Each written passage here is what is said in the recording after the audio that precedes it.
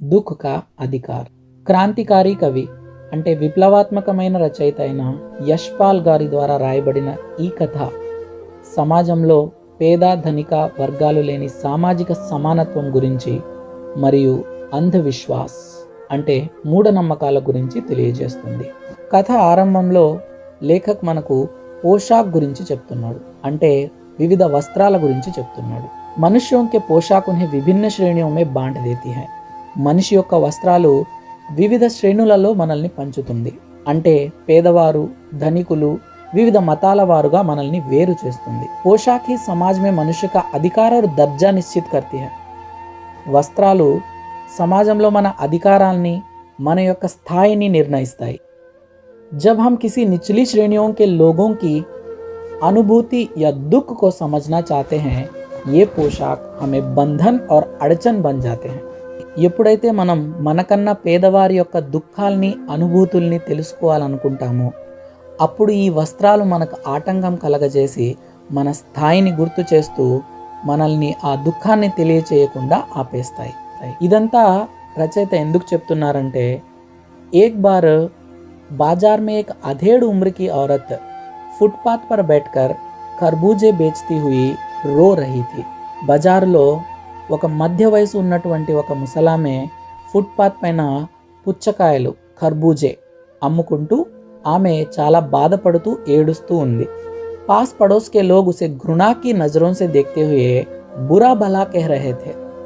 చుట్టుపక్కల ఉన్నటువంటి వ్యక్తులందరూ ఆమెని చాలా నీచంగా చూస్తూ तिड़तू उन्नारू. उस औरत के समीप जाने के लिए लेखक का पोशाक उन्हें बंधन और अड़चन बन गया.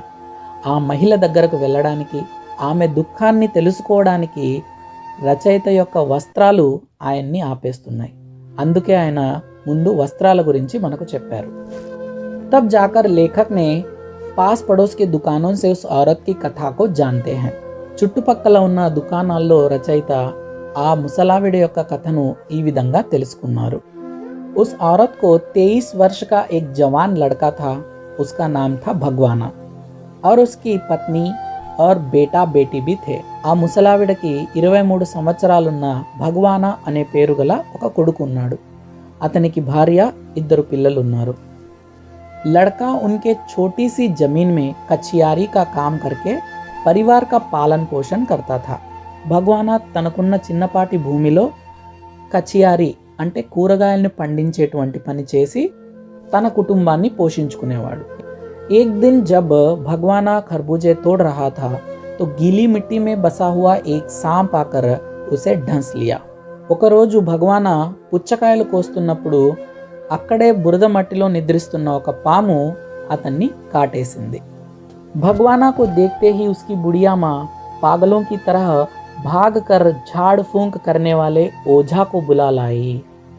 పాము కాటేసిన భగవానాన్ని చూడగానే పిచ్చిదానిలాగా పరిగెత్తుకుంటూ వెళ్ళి ఆ ముసలావిడ మంత్రతంత్రాలు వేసేటువంటి ఒక ఓఝా అంటే ఒక మంత్రగాడిని తీసుకొని వచ్చింది. झाड़ना फूंकना हुआ, नाग देवता की पूजा भी हुई. అతను మంత్రాలు తంత్రాలు అంతా వేశాడు, నాగదేవతకు పూజ కూడా చేశాడు. पूजा के लिए दान दक्षिणा तो चाहिए और उस औरत के घर में जो कुछ आटा और अनाज था वह पूरा दान दक्षिण में दे दिया. పూజ కోసం ఆ మంత్రగాడు దాన దక్షిణ చేయాలని ఇంట్లో ఉన్న సరుకులన్నిటినీ అడిగాడు. సో భగవానాన్ని బతికించుకోవడం కోసం ఆ తల్లి ఇంట్లో మిగిలినటువంటి అనాజ్ అంటే ధాన్యం, ఆట, దాల్ ఏదైతే ఉందో మొత్తం సరుకులన్నీ ఇచ్చేసింది. ఇత్నా కర్నే పర్ భీ భగవానా బచ్ నా సకా ఔర్ వహ్ మర్ గయా. ఇంత చేసినా కూడా భగవానా బతకలేదు, చివరికి అతను చనిపోయాడు. अब भगवाना को विदा करने के लिए एक नए कपड़े की जरूरत थी, इसलिए उसकी माँ ने अपनी छन्नी ककनी यानी जेवर को बेच दिया. చనిపోయిన తన కొడుకు యొక్క కర్మకాండలు జరిపించడానికి ఆ తల్లి తన దగ్గరున్న చిన్న చిన్న ఆభరణాలన్నింటినీ కూడా అమ్మేసింది. भगवाना तो परलोक चला गया और घर में जो कुछ भी अनाज और पैसे थे वह सब उसके अंतिम संस्कार करने में लग गए. సో భగవానా పరలోకానికి వెళ్ళిపోయాడు. ఇంట్లో ఏదైతే మిగిలిన్నాయో ధాన్యము, పప్పులు అన్నీ కూడా అతన్ని సాగనంపడానికి సరిపోయాయి. ఇప్పుడు వారి దగ్గర ఏ మాత్రం తినడానికి తిండి కూడా లేదు. బాప్ నహీ రహా తో క్యా, बच्चे सुबह उठते ही भूख से बिल बिलाने लगे। उसने बच्चों को खरबूजे दी, लेकिन बहू को क्या देती? अब बेटे के बिना बुढ़िया को दुअन्नी चवन्नी भी कौन उधार देता? తండ్రి లేకపోతేనేం ఆకలిని ఆపలేం కదా. ఆ పిల్లలు ఆహారం కోసం అలమటిస్తున్నారు. వారికి ఇంట్లో మిగిలి ఉన్న ఆ పుచ్చకాయలనిచ్చింది ఆ ముసలావిడ. కానీ తన కోడలికి ఏం తెచ్చి ఇవ్వగలదు? ఆమె తన సర్వస్వాన్ని కోల్పోయినంతగా బాధపడుతోంది. ఇప్పుడు ఆ ముసలావిడకి ఎవరు ఉధార్ కూడా ఇవ్వడం లేదు.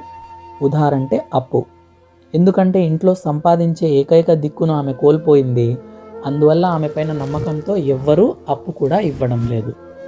यही कारण था कि बुढ़िया रोते रोते आंखें पोंछते पोंछते भगवाना के बटेरे हुए खरबूजों को समेट कर बाजार की ओर बेचने के लिए आ गई. ఇదే కారణం చేత ఆ ముసలావిడ ఏడుస్తూ కన్నీళ్లను తుడుచుకుంటూ భగవానా తెచ్చుకున్నటువంటి ఆ ఆఖరి పుచ్చకాయలను అమ్మడం కోసము బజార్లోకి వచ్చింది.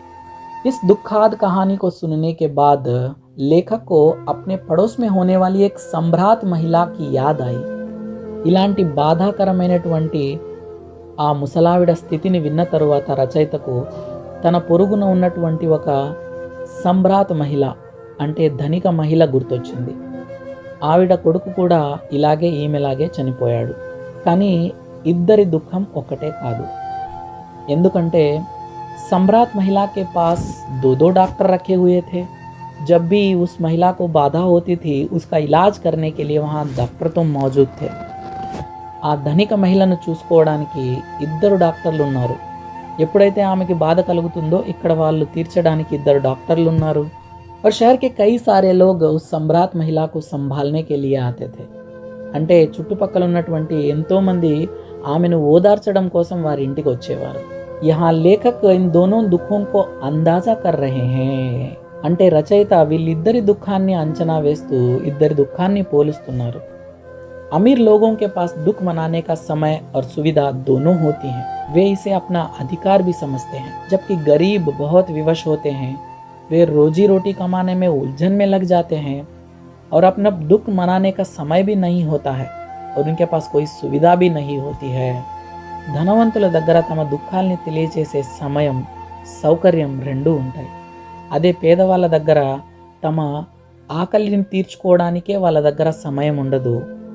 వారి కడుపు నింపుకోవడానికి సంపాదించడం కోసమే వాళ్ళ జీవితం గడిచిపోతుంది.